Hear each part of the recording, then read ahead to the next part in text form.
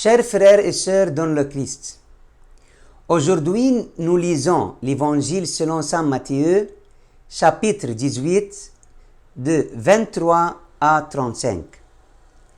À cette époque biblique, le créancier pouvait arrêter le débiteur et le forcer ou sa famille à travailler pour lui jusqu'à ce que la dette soit payée. Et le débiteur pourrait être jeté en prison. Plus, ses enfants auraient pu être vendus au marché aux esclaves pour rembourser la dette. Il attendait que le débiteur, alors qu'il ait été en prison, vende ses biens ou que ses proches payent la dette en son nom, sinon il resterait en prison toute sa vie. Dieu pourrait paraître comme un juge implacable, mais en fait, il faut regarder au cœur de Dieu pour comprendre. Saint Jean Chrysostome a dit: puisque le son du pardon ne résonnait pas encore dans ses oreilles, alors qu'il oublie le doux amour de son maître. Ce texte nous montre que Dieu a pardonné tous nos péchés. Nous ne devons pas en vouloir aux autres, car notre conscience de la façon dont Jésus nous a pardonné complètement doit nous conduire à une disponibilité totale et permanente à pardonner aux autres. Lorsque nous ne pardonnons pas aux autres, nous détruisons le commandement de Christ qui est basé sur l'amour. L'appel à pardonner est la nature du pardon de Dieu.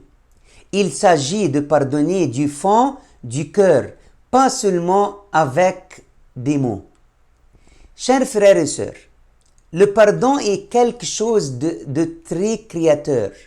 Comme théologien Romano Guardini soulignait qu'il n'y a pas de pardon si l'on veut la punition.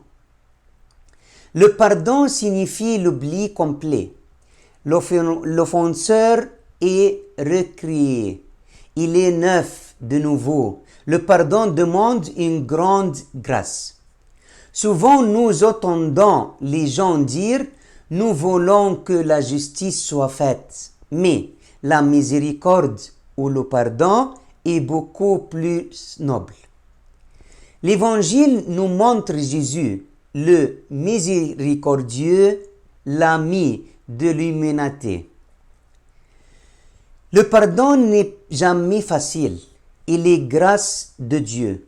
Il n'y a pas de limite au nombre de fois où nous sommes appelés à pardonner, à être miséricordieux. C'est un des aspects les plus exigeants du message de Christ. Cependant, le pardon est une grâce, un don pour celui qui l'offre et pour celui qui le reçoit. Si nous devons être prêts à pardonner 70 fois, nous devons aussi être prêts à demander pardon et croire que nous pouvons l'être 77 fois. Est-ce que je reçois et accorde le pardon dans mes relations avec d'autres où est-ce rare de ma vie? Pierre doit avoir été choqué d'apprendre que le chemin du pardon ne connaît pas de limite. Plus tard, il se réjouit parce que Jésus lui pardonne. Même s'il a renié son maître, il a compris que si Dieu ne s'arrête jamais de lui pardonner, il doit s'efforcer de pardonner aux autres. Seuls ceux qui pardonnent appartiennent au royaume de Dieu. Comme Jude, notre péché est important. Si on regarde bien à notre vie, on s'aperçoit que chaque jour, on manque à l'amour de Dieu et parfois même en l'offensant gravement. Nos péchés s'accumulant, surtout si on ne fait aucun effort de conversion, on finit comme cet homme avec une dette faramineuse, une dette qui nous mériterait la mort. Mais, comme Pierre et cet homme dans l'Évangile aujourd'hui, Dieu, dans son amour, a décidé de nous faire grâce en envoyant son propre Fils réparer pour nous. Et maintenant, c'est bien une dette d'amour que nous avons. Or, la seule façon de rembourser une dette d'amour, eh bien, c'est d'aimer. Aimer Dieu peut paraître facile, mais pour aimer Dieu en vérité, il faut aussi aimer les autres. Car tout ce que l'on fait à autrui, c'est à Dieu qu'on le fait. Donc, si je fais du mal à quelqu'un, c'est à Dieu que je le fais.